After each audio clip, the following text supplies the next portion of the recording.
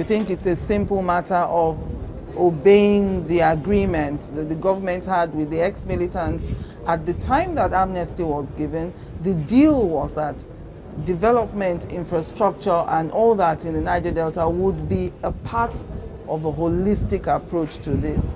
You are saying that that hasn't happened, and so nobody should be surprised that these communities are still encouraging and taking part in oil theft and bunkering. It's as simple as that. You got it right.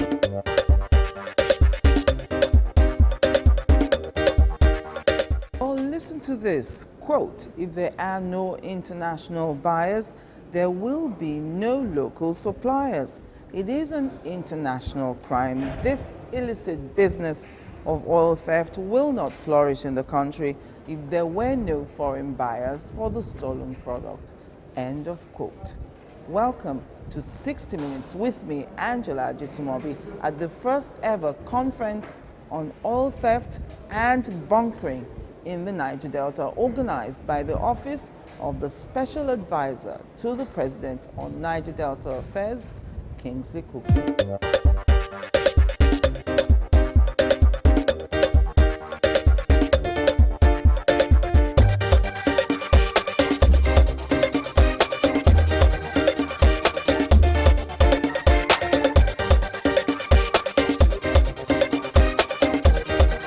But first, this is the office of the Bursary and Scholarship Board of Delta State.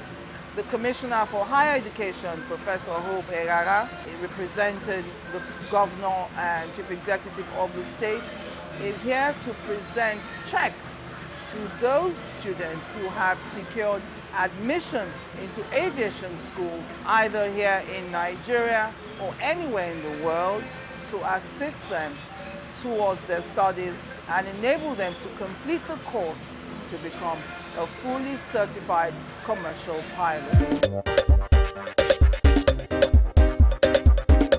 Recently, I had calls to interview Governor Emmanuel Uruaga on the state's resolve to award scholarships to maritime and aviation students. I noticed that scholarships are now being more specific in Delta State. You're having maritime scholarships and aviation scholarships. Why are you doing that? Have you identified a special need? Yeah, there's a special need for maritime and aviation in particular. Of course, with our airports that we are constructing, we should get more Deltas interested in the airline industry. And with the improvements in the maritime activities, a lot more activities are going on in the maritime sector now. We need to get our people ready for what is happening in the maritime sector. So that's why we are giving scholarships on both areas, so that our people have the opportunity of entering those industries early enough. And of course, the scholarships, the 5 million to first class degree holders and all that, there's a general fear that how will all these innovations you've brought in be maintained after your term? I mean, after 2015, is there any possibility that a new governor will come and say no more 5 million for first class degree holders? Well, I do not expect that a new governor will cancel it, because it's in the interest of the state and of our people not to let brilliant people waste away because of money. That's actually the idea. So a child who has a first class, actually it's a brilliant child. That's a potential PhD holder. And the more PhD holders we have in our society, the better it is for the society, because the more educated people we have, the better it is for society. Yes, the money may look big, so to say, but if you think of so many other things where we spend money and not necessarily beneficial, you know that that money is actually not too big. The more capacity we're able to build, the more people will get educated and get engaged, the more they bring to the state, and the more opportunities we have. All this money we spend on security and all that. If we spend it to develop our people, it will eventually result in less crime in the society. We are killing so many birds with one stone. So I don't expect that the next person will, but if he or she has a reason to stop it, he has to justify it, because it's accountable to the people.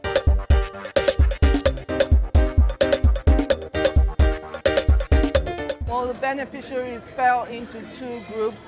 One group had already secured admission into schools all over the world, some in Nigeria, in Zaire, the northern part of Nigeria, some in Florida, and some in South Africa. Before the Commissioner for Education, Professor Egaga, went into his speech, he made sure that all the beneficiaries introduced themselves to the audience, and it was interesting to hear different backgrounds and different stories. My name is Bibo Frisky.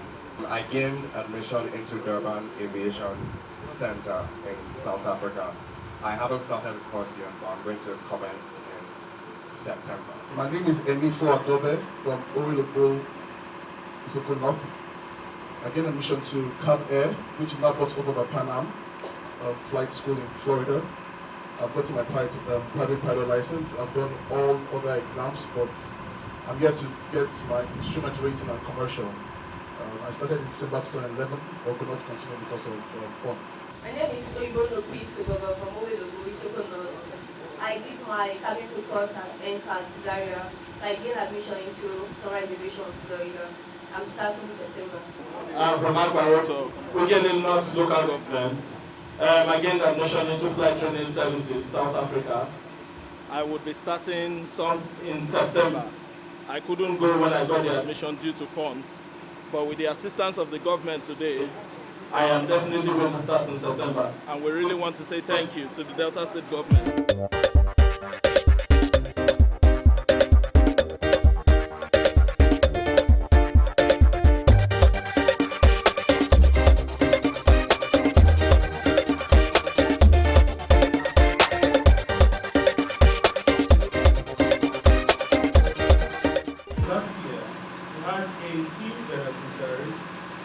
Who we are awarding this scholarship today to pursue higher certificates in the aviation field. This year, we have also approved the sum of 199,994,487 naira 50 kobo for the award of the scholarship to 38 unique beneficiaries of the state. We are able to attract an increasing number of candidates for this award, based on our commitment and dedication to the tenets of our vision of the Greater Delta. This is a happy outcome arising from the many initiatives rolled out by the present administration to reach out to the public on the importance of the aviation sector in Nigeria. This scholarship was designed, as we rightly heard, to provide a broader base for outstanding young persons with opportunity to acquire good and recent knowledge and skills in the industry. Our administration places great emphasis on this scheme to create a pool of trained and competent manpower veterans to key players in the aviation sector. This will certainly help to create more vibrant aviation sector and further promote the growth of businesses in the state. Principles of awarding scholarship in the state is strictly on the basis of meritocracy, not just an academic ability alone, but also on soundness of character, devoid of political patronage, political party affiliation, or religious and ethnic standing. Study hard, that is the basic requirement. Go beyond your comfort zone. Explore new territories and scale new heights. Make full use of the opportunities that come your way and strive for excellence in all you do. Be good ambassadors of the state, fly our flag high, and remember, you are there, you're there, people are watching you, and they carry our reputation. So do well to justify this government's huge investment for the betterment of our dear state. All of you are future pilots. I especially congratulate our two female pilots, aeronautical engineer and spacecraft managers. I have high hopes that all of you will return and contribute in your own way to raising the States to greater heights.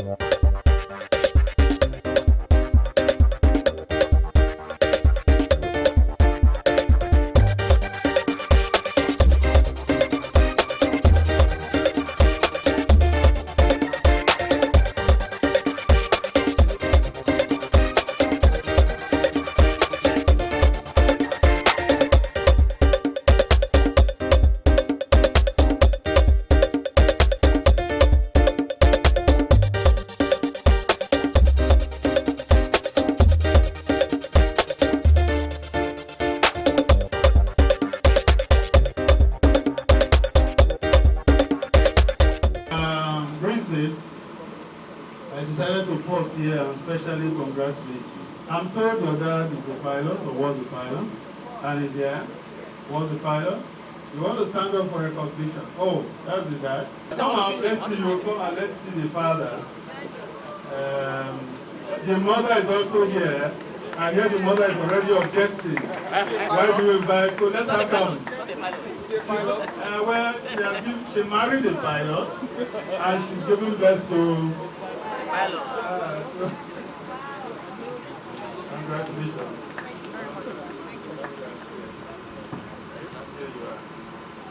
On behalf of all the beneficiaries of this first scheme of Aviation Award, I'd like to say a big thank you to the state, the other states, our own state, and our governor, who is our father. Thank you so much. God bless you, and God bless Delta State.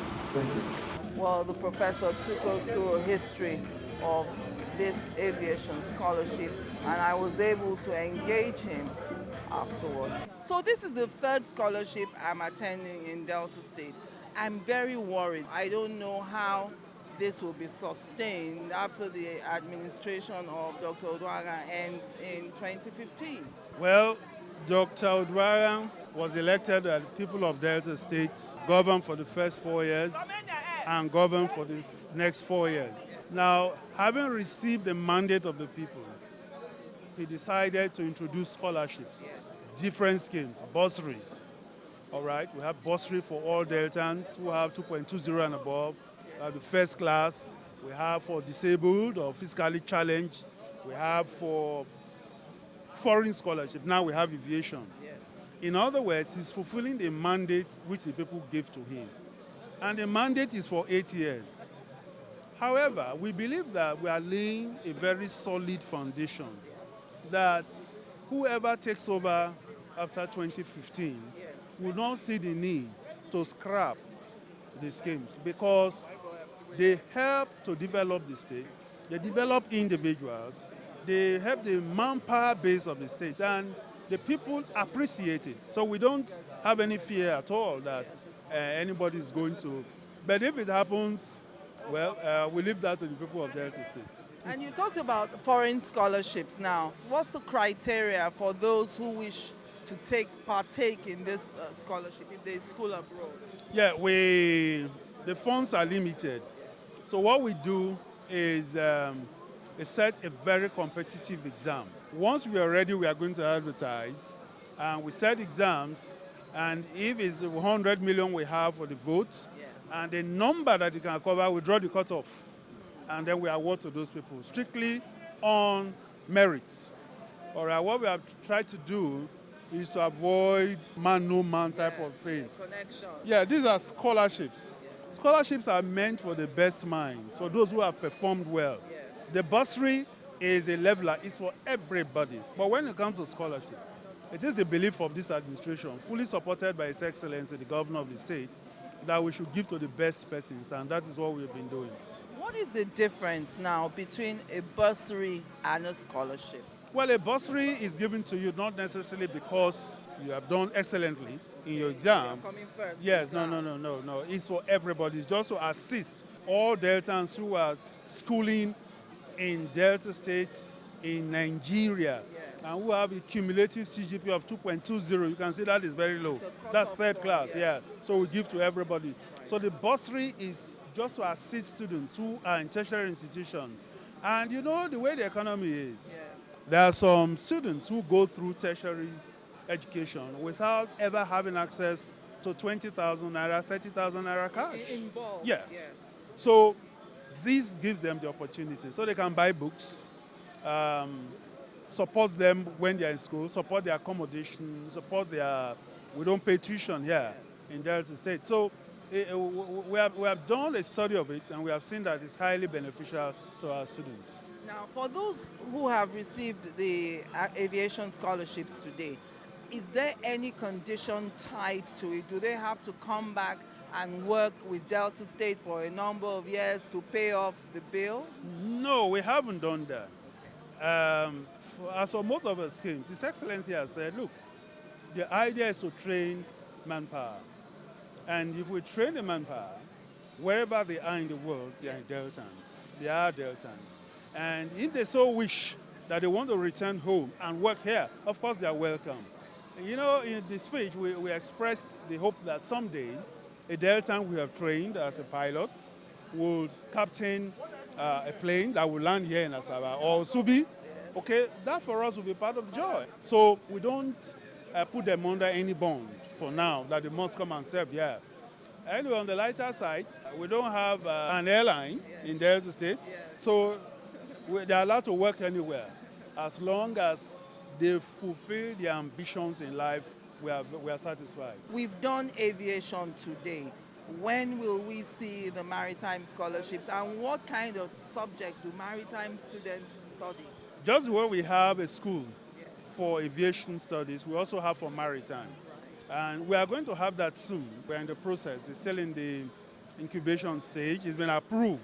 We're making budgetary provisions. Of course, what will follow will be the award ceremony after the shortlisting process, which is going to be very rigorous because we know that there are quite a number of people who are interested in that. So the shortlisting is going to be very competitive. So we are looking towards that. Okay. And for the aviation scholarships they've received today, Delta State isn't going to get admission for you. You should get the admission first. In fact, they have all got secured admission, all of them, because we made that a condition that secure a place, let's have the letter. We then confirm with the institution that yes, indeed, this student is there studying before we give the award.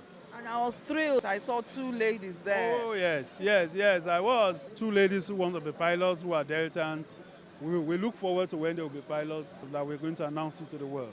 On a more general note, I interviewed the Commissioner for Basic and Secondary Education. It was very interesting to find out that education is separated in Delta State.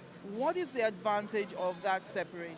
Well, there are two ministries that look after the education affairs in the state. We have the Ministry of Basic and Secondary, run by my counterpart, Professor Pat Mobogari. Then there's the Ministry of Higher Education, which I oversee. Now, the state has 7 tertiary institutions on 10 campuses. All right, that's quite a handful. And then we are establishing 4 more polytechnics. And then when you look at the number of primary schools, the number of secondary schools that we have, number of teachers, education is a huge industry. And it was a thinking of His Excellency that there should be 2 different ministries to properly manage the affairs of the different sectors, tertiary, basic, and secondary. Indeed, we recommend this to the federal government that looking at the problems and challenges we have in education, indeed we need a minimum of 2 ministers to run the education sector. If possible, 3, primary, secondary, and then tertiary. And so we focus on those details. It's very important. So it's been quite beneficial, quite helpful to us in the state because I focus on tertiary education, both in terms of resource persons, in terms of teachers, in terms of infrastructure, in terms of engagements, in terms of contacts and all of us. And then serving as a bridge between the government and the tertiary institutions. So it's been very useful to us. Okay. And is tertiary education also free in Delta State? Do students pay tuition? No, they don't pay tuition. It's free. Well, they pay the normal sports fee, nothing much at all, just a token. Negligible. Yes. And when will we see the 4 polytechnics start operating? Well, we're building right now. And that's the infrastructure? Yeah, we're building the infrastructure. Okay. Because it's the thinking of government. They're in the 3 senatorial districts. The thinking is that we don't want to take off from a temporary site. Right. Often, when institutions take off from a temporary site, they become the permanent site. His Excellency says, let's build permanent structures. So the building is on. There's a stage we'll get to when we kickstart the process of admissions and employment. We haven't reached that stage yet. And the checks they've received today, that covers the whole period of the tuition, the course, 18 months of it. Some are 12 months, some are 18 months, yes. Right. And anywhere in the world. I do know that some of the flying schools are more expensive than that. When we looked at the fees, for some of them is 9 million, some 12 million. Oh yes, in Naira. The schools where they are going to, we believe that 5 million Naira can see them through. I mean, you heard them, they gave this testimony that with this now, they can fly. Of all the beneficiaries today, 2 were female. Well, I spoke with one of them after receiving her check. Have you been trying for long to be a pilot? Not for long. What made you choose piloting as a profession? Well, it has always been my dream. Okay. Yes, since from the university. And I read geography. All right. So it inspired me to want to fly. I thought of air cabin crew, but I thought, it's almost the same thing. So why not go for the Were your parents worried? Yes, they are happy. They're They are very happy. When are you starting your program? September this year. September 2013. Yes. How long is that program for? It's 70 weeks. What is the exam that you have? Just minimum WAEC, Okay. 5 credits. It can be 2 sittings, chemistry, physics, and math, English, and geography. It's an advantage.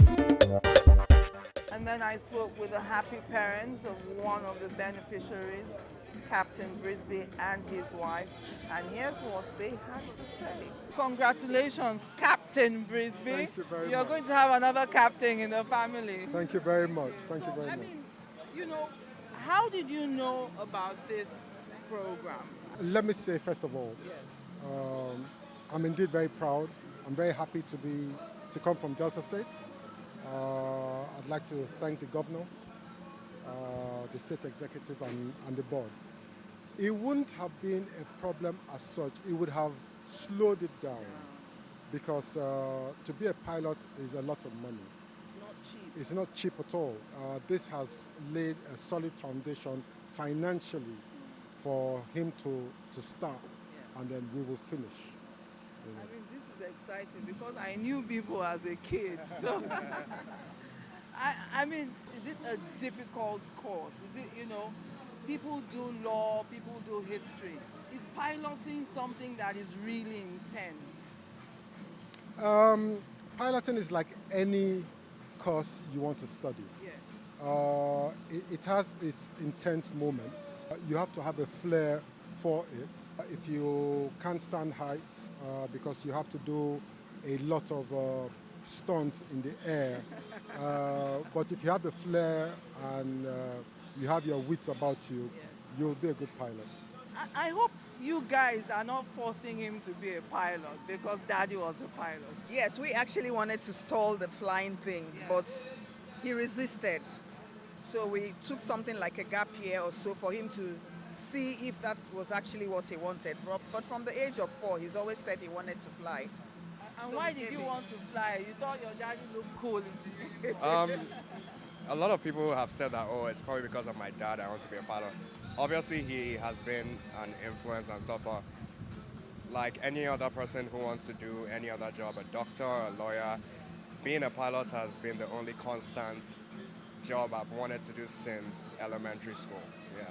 So where are you going? Where are you headed to? I'm going to South Africa, Durban Aviation Center. How does it work? Is there like a first degree and then you do a master's? Oh no, you get your private license first, PPL, private pilot's license, and then from there you work up to your commercial license. Yeah, and that's what you use to work as a pilot. Airline. With an airline. But with the private one, I can hire you to fly my private jet. I guess so, yes. Oh, nice talking to you. Congratulations again. When are you off? September, This September. And how long is it for? a year. A year. Thank you very much. I want to seize this opportunity to say you're doing an awesome job. We appreciate all you do. It's not always of me, or us. We should also appreciate people too. Well done. Thank you very much. Well, we'll take a break now. Join me again after the break. Who no sabi better thing? Abi who no like better thing? All these fine things wey dey see so. Na money government dey take do am now. Abi, it's like, I mean, excuse me, I dey pay my tax. I dey do wetin? I dey pay my tax. Say you don't pay your own tax. Have you pay your tax? Pay your tax. It's your civic responsibility. It's your duty. It's the law. Welcome back. If you've just joined me, it's 60 Minutes with me, Angela Adetumobi. Today, we're at the first ever conference on oil theft and bunkering organized by the Office of the Special Advisor to the President on Niger Delta Affairs, Kingsley Kuku, who incidentally is also the chairman of the Presidential Amnesty Program.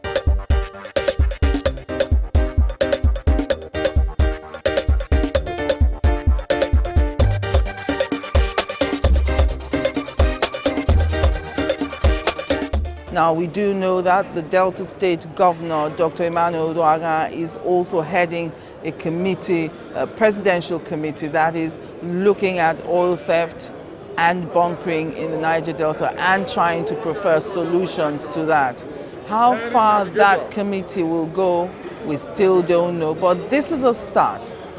As I spoke with Dana Labra, the head of communication in the Office of the Special Advisor to the President on Niger Delta. Why did the Special Advisor's Office on Niger Delta decide to hold this conference at this time? This conference underscores the importance that the government attaches to resolving the critical problem of oil theft. You will agree with me that the stealing of oil has been going on in Niger Delta for quite some time. It has risen in the last few years and it has had a very telling effect on the Nigerian economy.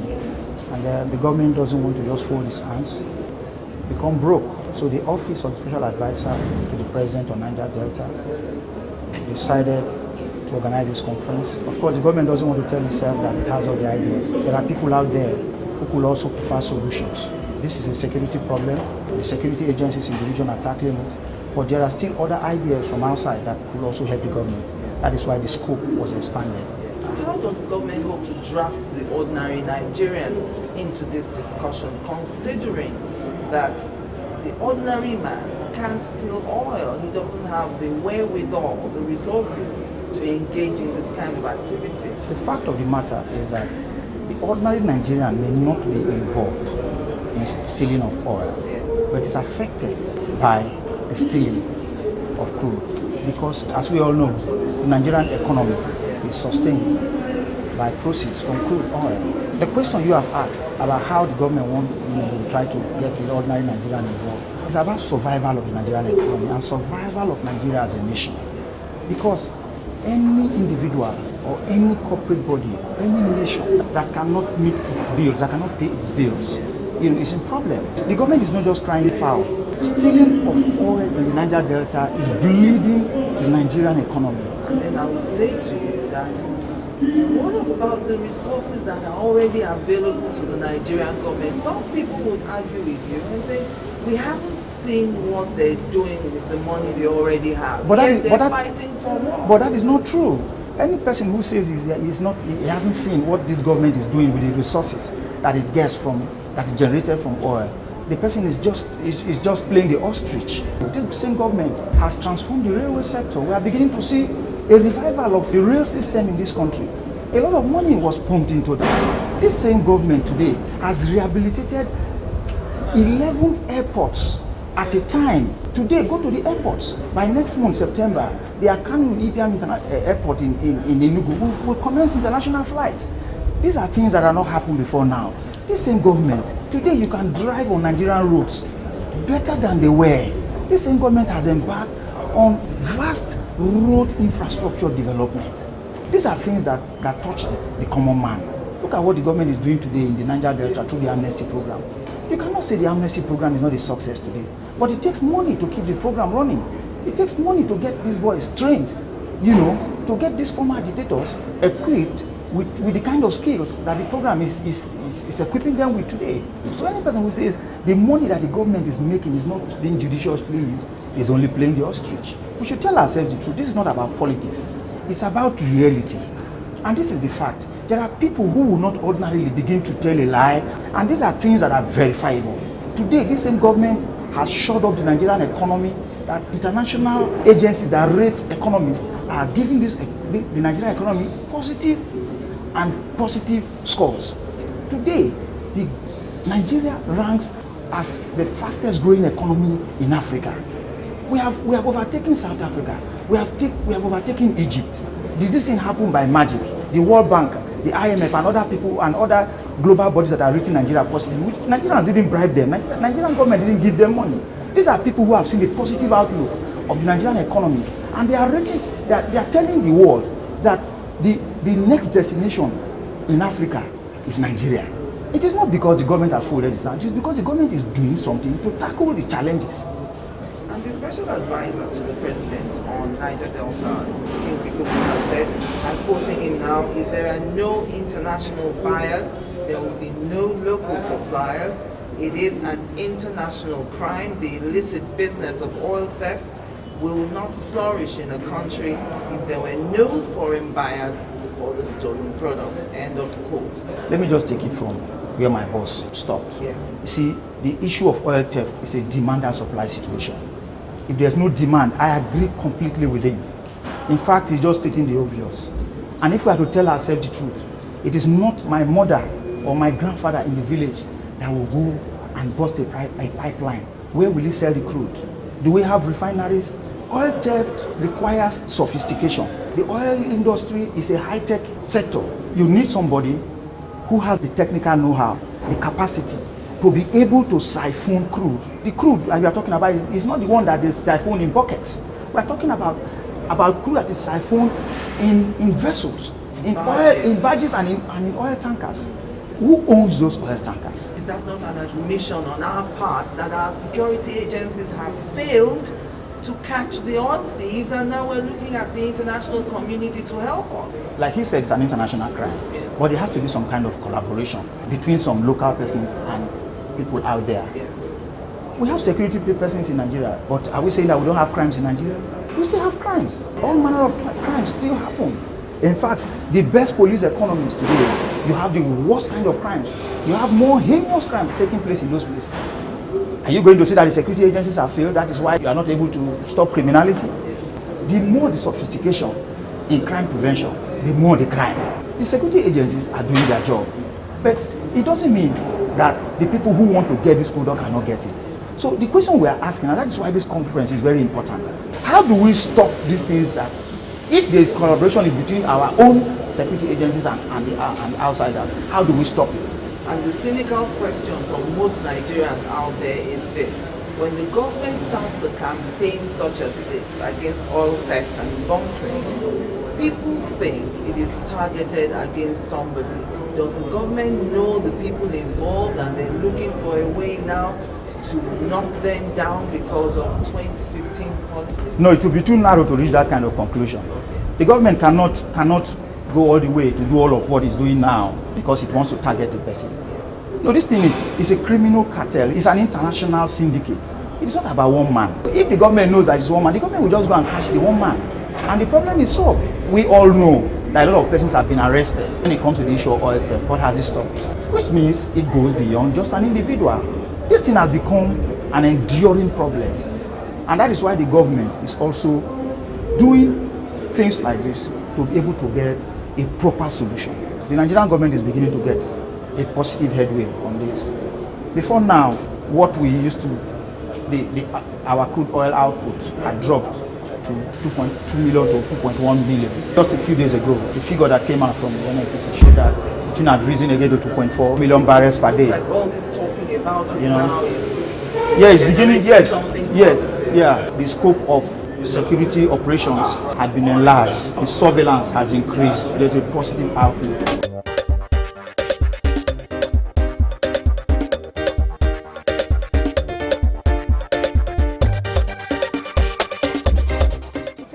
Now, join me again after the break.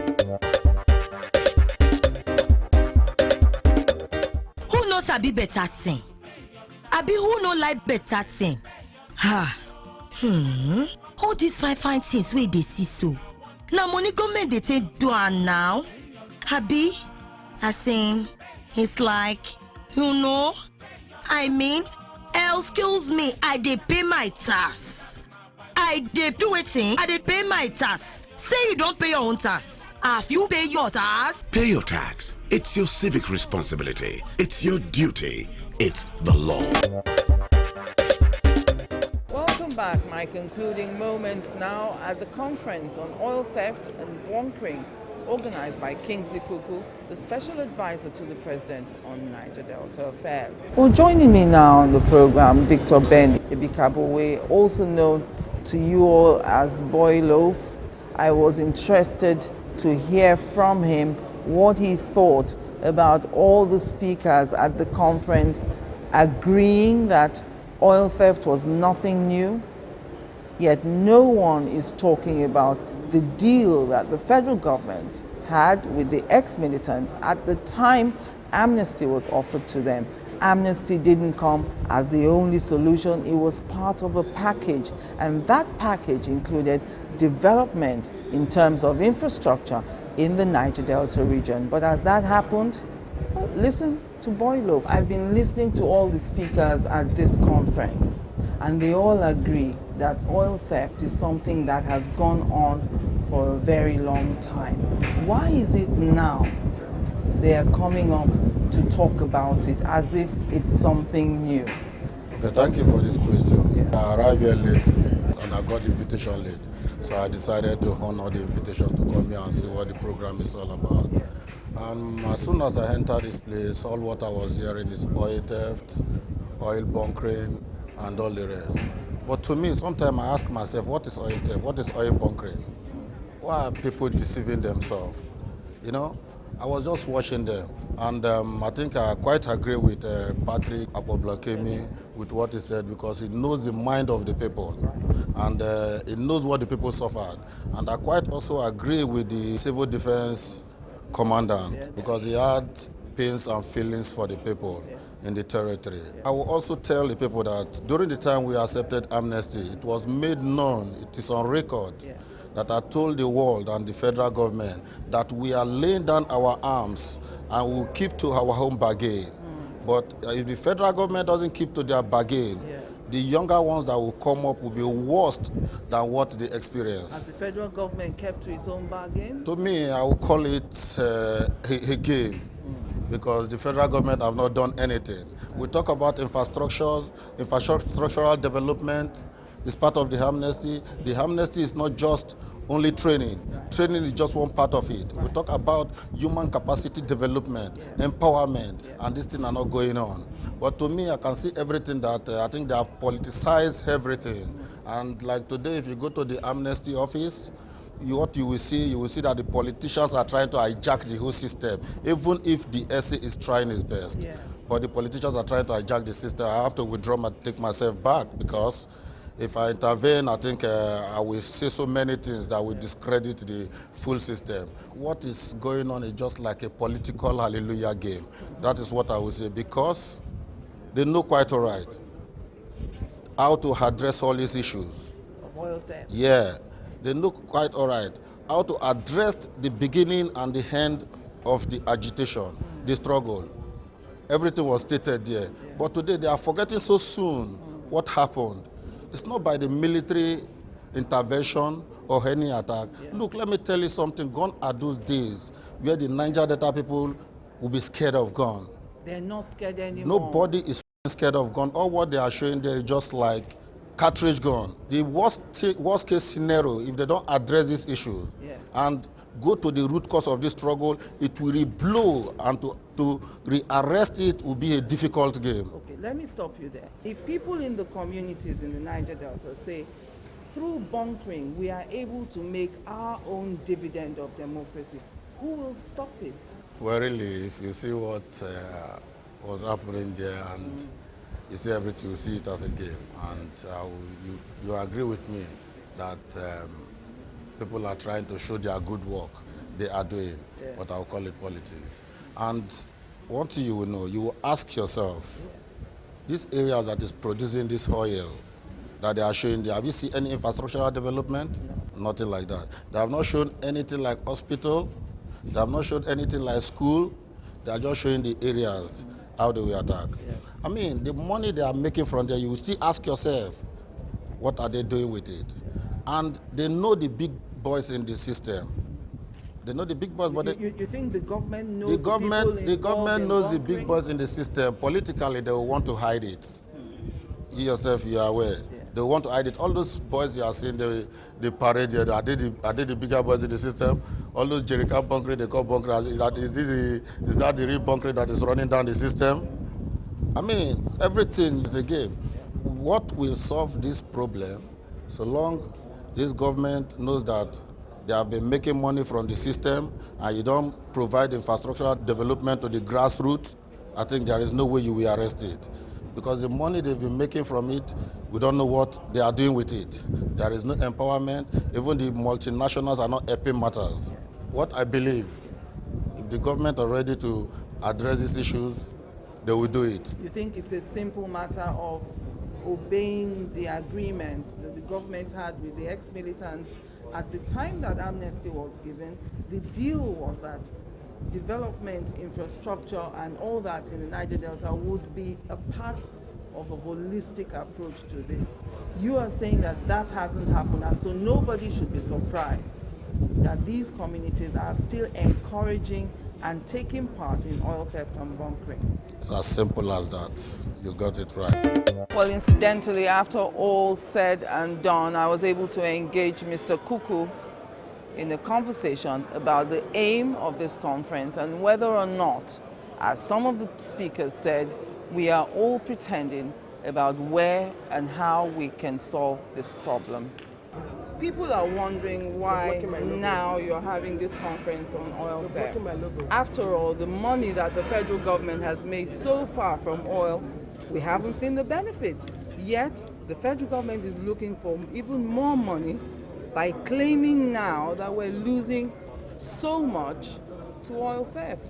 Well, Angie, let me first say that what we must do as Nigerians, as people who hold this country, our communities and ourselves, a responsibility to be responsible to ourselves and society is to always stand by the truth. It's falsehood, outright falsehood, to say that government has not done anything to do anything positive with the oil money they've got from inception. No, it's not right. It is because of what revenue we'll be able to accrue from the oil that we even have a country called Nigeria. It is because of that infrastructure is in Lagos, that we have in Abuja, our beautiful capital city. We have some in Port Harcourt and other parts of this country. So government is being run, society is being run with the money we got as a country from oil.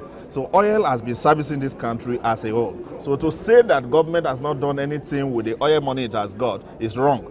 Government has been running our daily lives. Government has been building schools, educational facilities, health facilities. Everything we have done in terms of social services has been done with the oil money we've got in this country. That does not mean that government cannot do better. And that is what government is planning to do.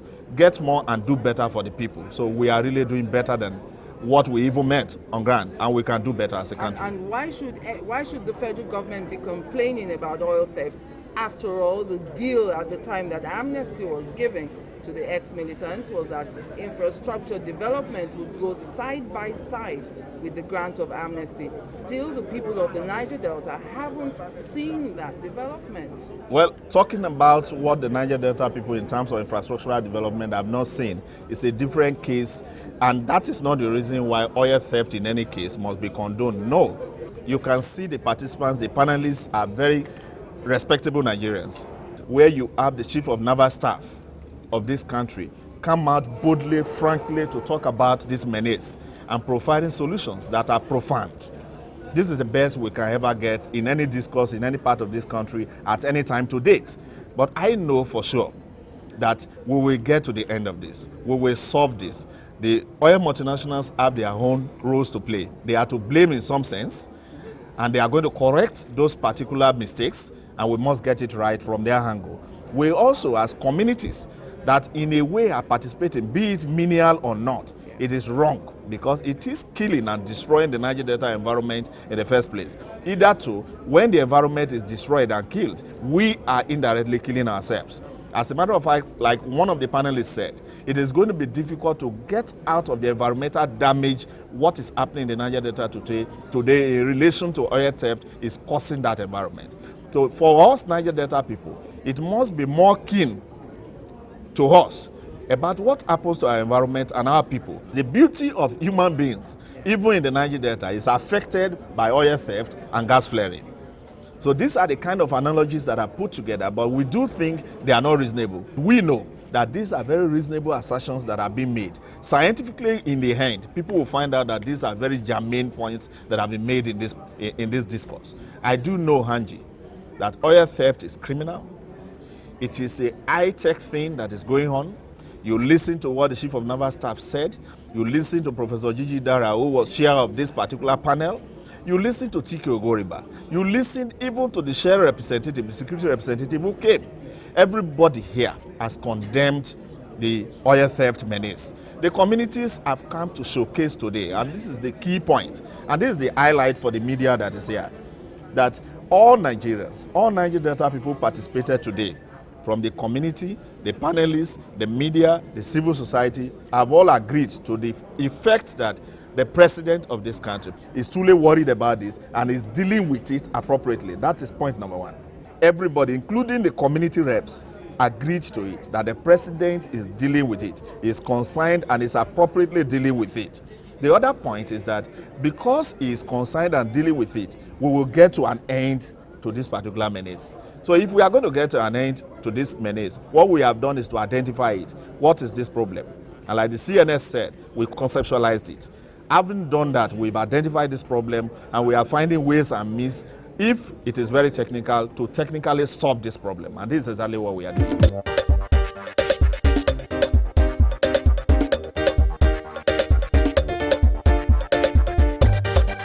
Everybody at that conference was of the opinion that, number one, this oil theft is nothing new. Yeah. And then we all agreed also that it's not a business for the poor people. It is an expensive crime to participate in.